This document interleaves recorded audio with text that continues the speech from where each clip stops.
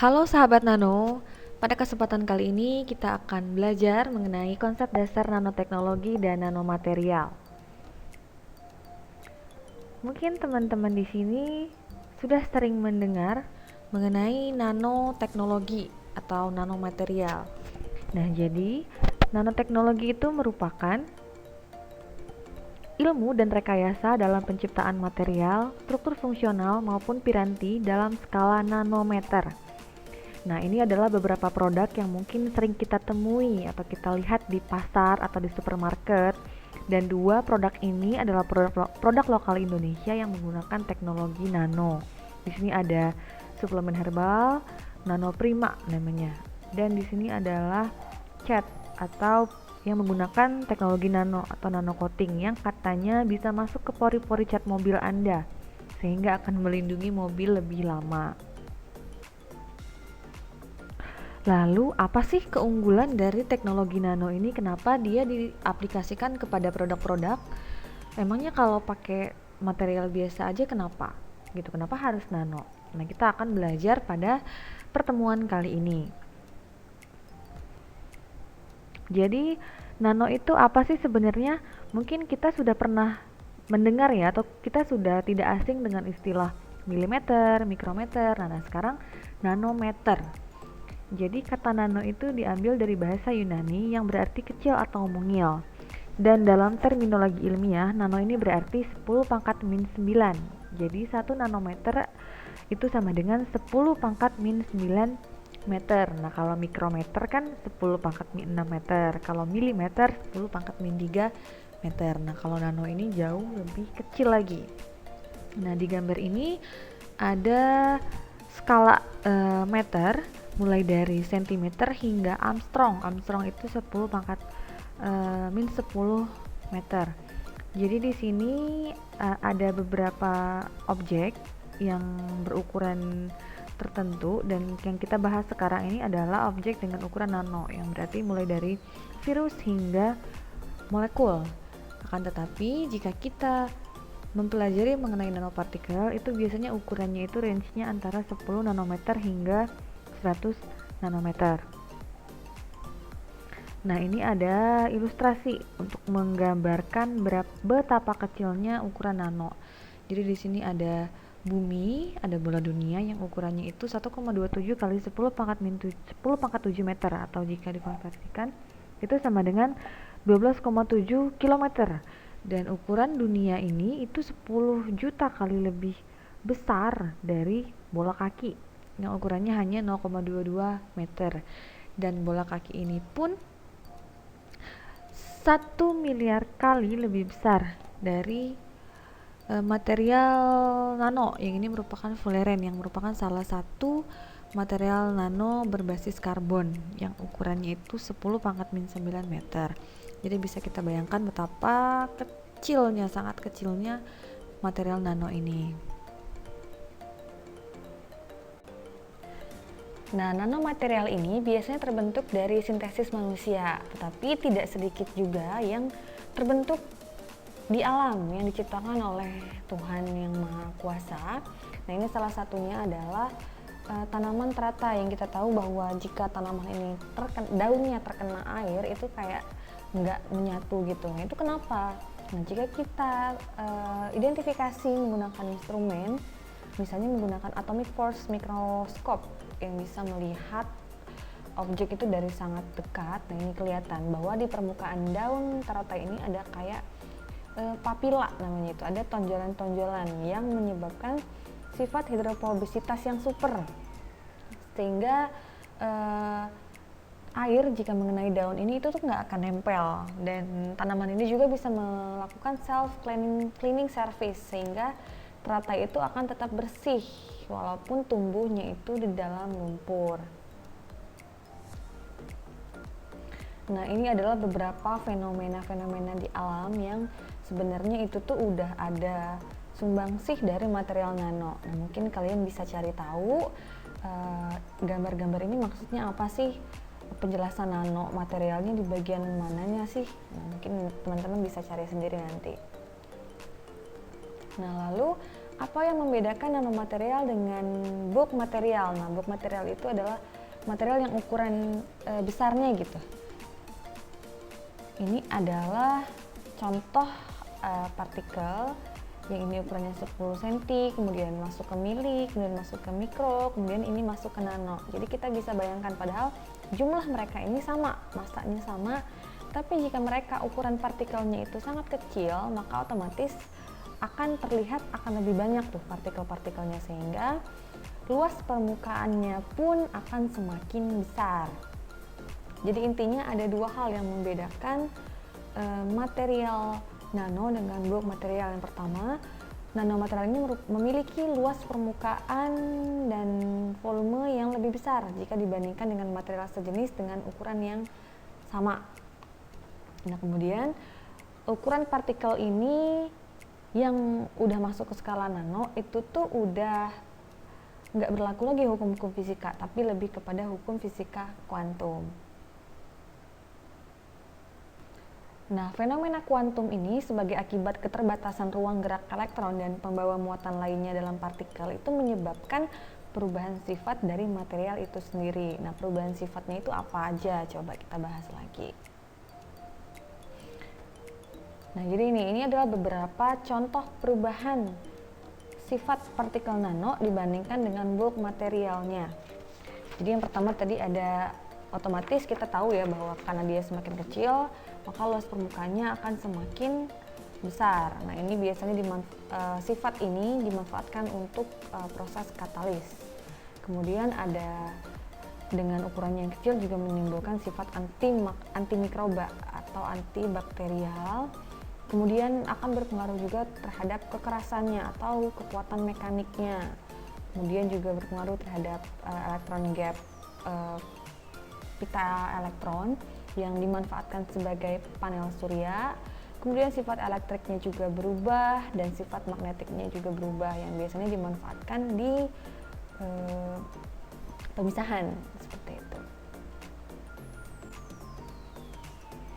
Nah, sebelum kita membahas lebih jauh, mungkin kita cari tahu dulu ya sejarah perkembangan nanoteknologi. Jadi ini adalah Bapak Norio Taniguchi, atau kita sebut saja Bapak Profesor Norio. Bapak Profesor Norio ini adalah ilmuwan pertama yang memperkenalkan konsep dan istilah nanoteknologi, yaitu pada tahun 1940.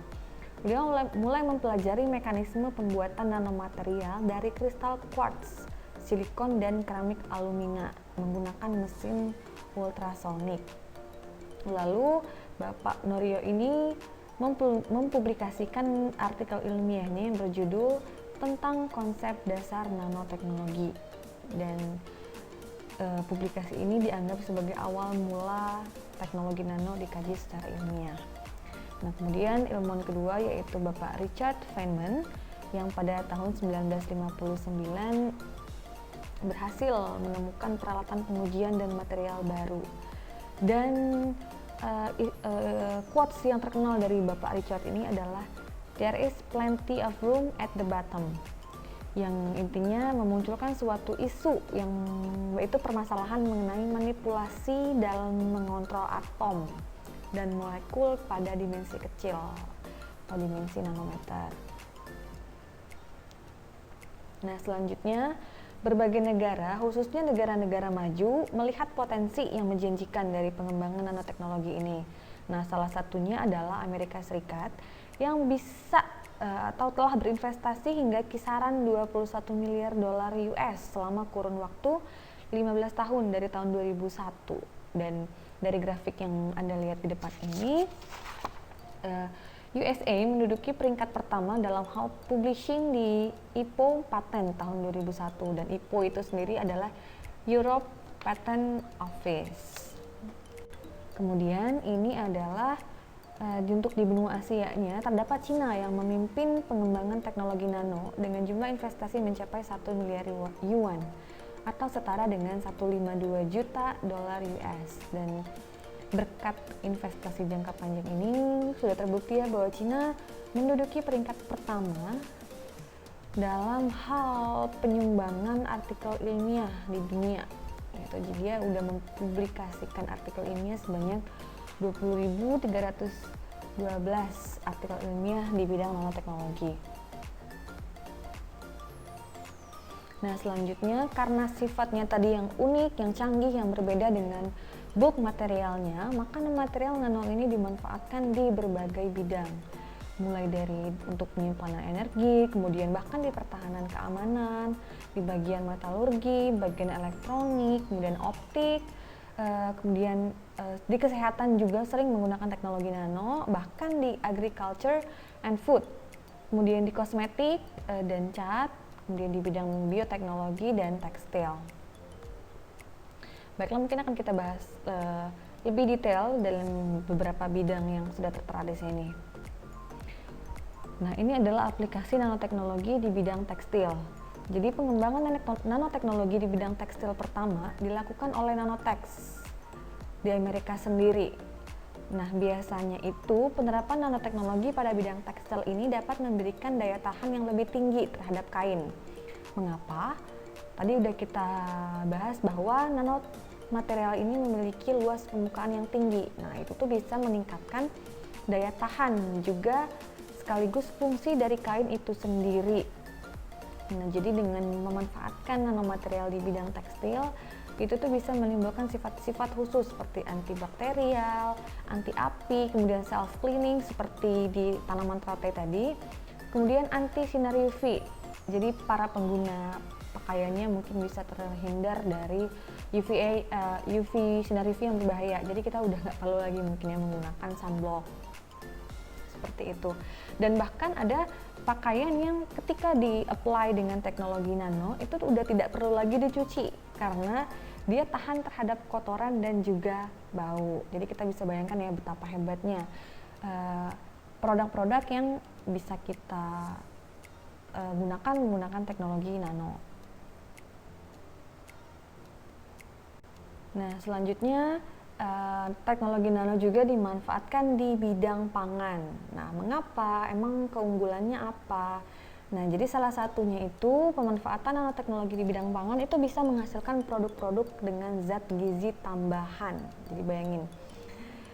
Jadi mengapa kira-kira bisa menambah zat gizi makanan? Jadi itu tuh berpengaruh kepada penyerapan zat gizi oleh tubuh yang bisa berubah dengan adanya nanomaterial ini.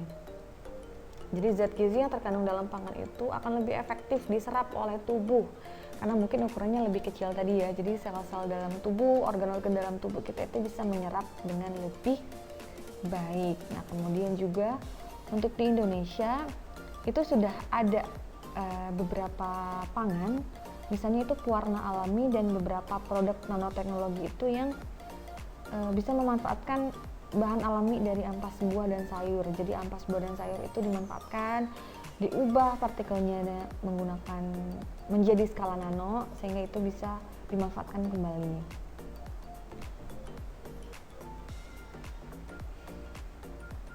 Nah, selanjutnya nanoteknologi di bidang kemasan. Mungkin ini sering kita dengar ya bahwa ada kemasan aktif, kemasan smart dan kemasan physical improve. Nah, ini kenapa kita bahas satu-satu. Jadi untuk yang active nano packaging itu tuh dikatakan packagingnya aktif. Kenapa? Karena kemasannya itu bisa melepaskan bahan kimia yang mungkin untuk berinteraksi dengan makanan di dalamnya. Jadi bisa terjadi pertukaran dua arah, yaitu kemasannya bisa aja melepaskan misalnya antimikroba, antioksidan, kemudian rasa, penambah aroma dalam skala nano tentunya dalam makanan atau minuman. Nah, untuk apa? Nah, biasanya itu digunakan untuk memperpanjang masa simpan dan untuk meningkatkan rasa serta aroma dari pangan itu sendiri. Untuk yang kedua, smart nano packaging. Nah, kenapa dikatakan smart? Dikatakan smart karena kemasan ini bisa memperpanjang shelf life atau masa penyimpanan dari pangan dengan cara meningkatkan fungsi hambatan atau barrier dari pertukaran gas, kelembaban, serta pengaruh dari paparan sinar UV. Jadi bisa kayak ngelock gitu loh, kelembabannya di lock, kemudian gas, kemudian sinar UV juga ditahan gitu loh, sehingga nggak bisa menembus makanan. Dan kemudian juga Dengan teknologi nano ini kita bisa meningkatkan sifat fisik dari kemasan itu sendiri. Kemasannya itu biasanya menjadi lebih ringan, lebih kuat, lebih kaku, dan memiliki daya tahan yang lebih baik terhadap panas. Nah, selain tiga keunggulan ini juga biasanya ada yang namanya kemasan yang bisa antimikroba. Beda dengan tipe yang aktif tadi, tipe ini nih biasanya menggabungkan antimikroba nano ke dalam kemasan makanan. Sehingga dan bahan dari kemasan makanan ini dirancang untuk tidak bisa lepas. Tetapi komponen dalam kemasan itu sendiri yang berperan sebagai antimikroba, yang biasanya itu tuh menggunakan nanopartikel perak, nanopartikel seng oksida, atau nanopartikel klorin oksida yang akan kita pelajari lebih lanjut nanti.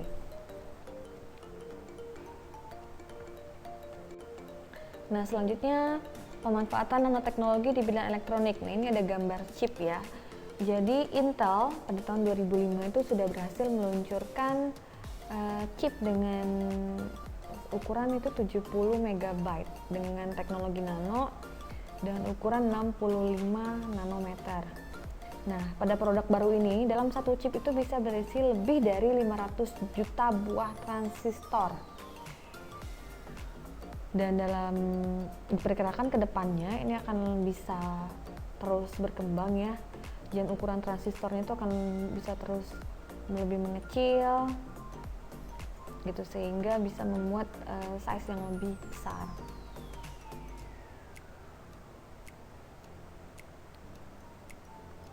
Nah, selanjutnya ini di bidang kosmetik. Nah, mungkin para ciwi-ciwi udah sering mendengar di iklan-iklan skincare atau body care itu tuh sudah ada sering ngeklaim pakai menggunakan teknologi nano. Nah, misalnya itu kenapa? Bagaimana cara kerjanya? Nah, jadi produk kosmetik yang mengaplikasikan teknologi nano itu tuh bisa memiliki daya serap dan perlindungan yang lebih tinggi dibandingkan produk sejenis. Nah, jadi partikel nano ini dia sebagai pengantar bahan aktif akan mampu memaksimalkan penyerapan bahan kosmetik ke dalam tubuh. Partikel nano ini juga bisa menyalurkan secara lebih merata bahan kosmetik tadi yang kita gunakan, sehingga bisa melindungi kulit dari sinar matahari dan energi negatif. Nah, terus kira-kira ada efek sampingnya nggak kalau kita menggunakan material nano ke dalam tubuh kita, ke dalam kulit atau rambut? Nah, jawabannya itu tidak ya, karena partikel nano ini dia hanya sebagai penghantar. Setelah mulai terserap oleh kulit, si komponen aktif dalam skincare-nya tadi, itu partikel nanonya akan langsung lepas. Tapi hanya saja mungkin kalau kita lihat, kita bandingkan harganya, kosmetik yang menggunakan teknologi nano dan enggak, tentunya akan lebih mahal. Nah, selanjutnya ada di bidang kedokteran. Nanopartikel di dunia kesehatan itu biasanya dimanfaatkan sebagai drug delivery dan tissue engineering. Jadi biasanya itu digunakan untuk membawa obat.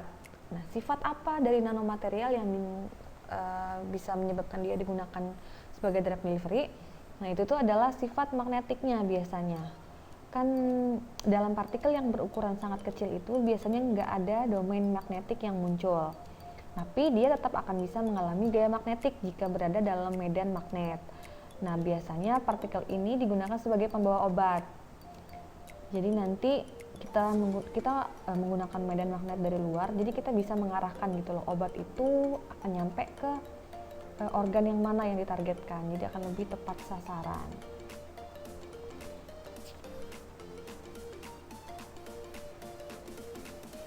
Nah, ini adalah beberapa gambar yang menunjukkan aplikasi dari nanoteknologi di bidang kedokteran. Ini kelihatan dalam obat itu ya, ada dimasukin nanopartikel, kemudian ini ada nanopartikel untuk menyerang penyakit atau sel-sel kanker misalnya.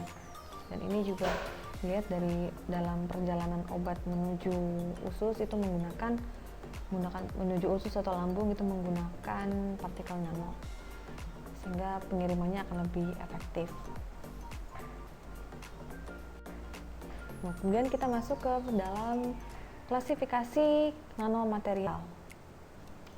Nah, jadi nanomaterial itu bisa diklasifikasikan berdasarkan struktur dan dimensi. Jadi di sini ada 0 dimension, 1 dimension, 2 dimension, and 3 dimension.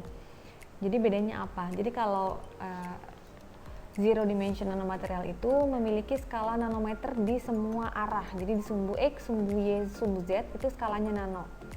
Sementara kalau yang 1 dimensi itu tuh hanya di 2 arah sumbu yang berskala nanonya. Kalau di 2 dimensi itu hanya di 1 sumbu aja, jadi antara sumbu X-nya yang nano atau sumbu Y-nya atau sumbu Z-nya. Sementara kalau yang 3 dimensi itu tuh memang ukurannya di atas 100 nanometer. Akan tetapi dia ukurannya itu tidak terbatas dalam bentuk apapun dan merupakan nanomaterial nano dan merupakan material nano dalam bentuk bulk dalam bentuk 3 dimensinya. Jadi contohnya ini kalau yang 0 dimension ada quantum dots. Kemudian dilihat dari 1 dimensi ini kan dia hanya 2 sumbu aja tuh yang ukuran nano, contohnya itu nanowire, kemudian carbon nanotube. Untuk yang 2 dimensinya ada nano film, jadi kayak lebih ke plat-plat tipis gitu ya, karena dia hanya 1 sumbu aja yang berukuran nano.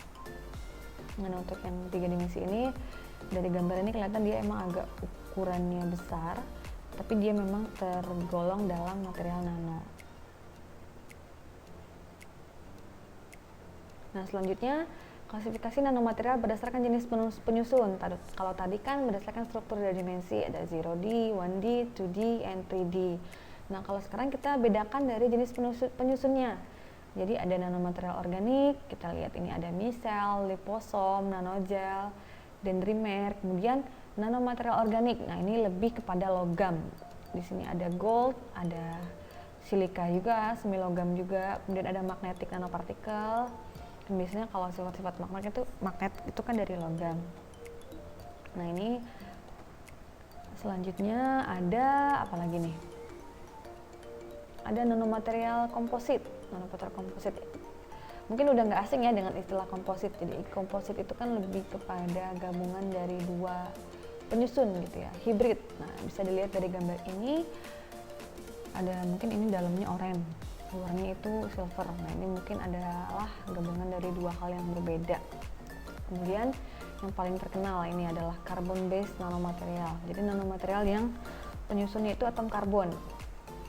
Ada diamond, fullerene, carbon nanotube. Nah ini akan kita pelajari lebih lanjut di pertemuan selanjutnya. Mungkin itu saja untuk pengenalan mengenai konsep dasar nanoteknologi dan nanomaterial.